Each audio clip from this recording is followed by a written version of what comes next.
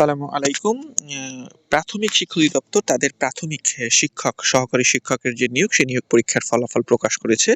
মূলত তাদের ওয়েবসাইটে আজ ৮টি ফেব্রুয়ারি ২০২৬ তাদের এই ফলাফল প্রকাশ করা হয়। মূলত মূলত তাদের ওয়েবসাইট থেকে যদি প্রবেশ করে আমরা যদি নোটিশ বোর্ডে ক্লিক করি, সেক্ষেত্রে প্রাথমিক শিক্ষক নিয়োগের চূড়ান্ত ফলাফল আমরা দেখতে পাবো। মূলত ২০২৫ সালের নভেম্বর মাসে ৬ তারিখে এই নিয়োগের বিজ্ঞপ্তি প্রকাশ করে এবং তার খুব কম সময়ের ব্যবধানেই ২০২৬ সালের জানুয়ারি মাসেই তারা পরীক্ষা নিয়ে নেয় এবং পরীক্ষা দেওয়ার স্বল্প সময়ের মধ্যে ২০ তারিখে তারা রেজাল্ট প্রকাশ করে এবং খুব দ্রুত সময়ে ভাইবা সম্পন্ন করে এই কেয়ারটেকার গভর্নমেন্ট তারা নিয়োগ প্রক্রিয়াটা সম্পন্ন করে।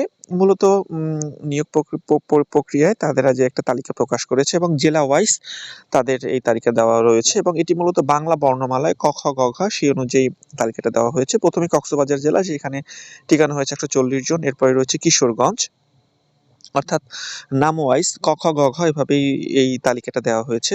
মোটামুটি ৯৫টা পেজ রয়েছে, যেখানে এরপরে রয়েছে কুড়িগ্রামে রয়েছে মোট ৪৯৩ জন এবং এবারই সর্বপ্রথম যারা জয়েন করবে না তাদের জন্য একটা প্যানেল করার সুযোগ রয়েছে, অর্থাৎ প্যানেল থেকেও যোগদান করার সুযোগ রয়েছে। অর্থাৎ যারা এই চাকরিতে জয়েন করবে না, অনেকেই আছে বিভিন্ন বিসিএস বা কলেজ বা অন্য সরকারি চাকরিতে হয়, যার কারণে জয়েন করা হয় না, তাদের অন্য জায়গায় জয়েন করার সুযোগ থাকবে। কুষ্টিয়ার পরই খুলনা রয়েছে, যেখানে টেকানো হয়েছে ২৭৫ জনকে। রয়েছে গাইবান্ধায়, যেখানে টেকানো হয়েছে ৪৭৬ জন। এভাবে মূলত বর্ণমালার যে বাংলা বর্ণমালার ক্রমিক অনুযায়ী এই নামগুলো আসবে। গোপালগঞ্জ, এরপরে চট্টগ্রাম রয়েছে, চট্টগ্রামে টিকানো হয়েছে ৫৫১। অর্থাৎ আপনার জেলা যে বর্ণমালা অনুযায়ী আপনি যদি খোঁজেন তাইলে আপনি পাবেন।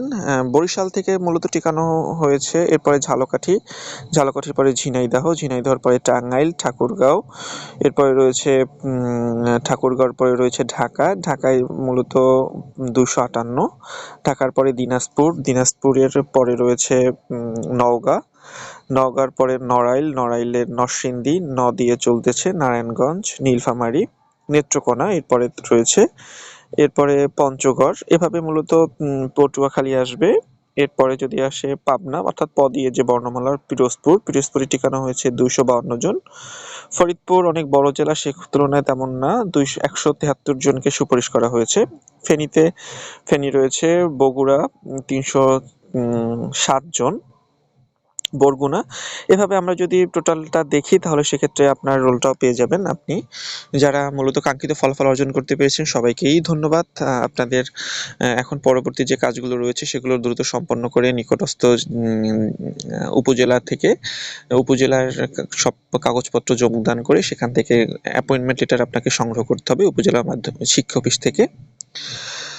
এই রয়েছে আপনাদের সবার জন্য শুভ কামনা রইল। আল্লাহ হাফেজ, ভালো থাকবেন।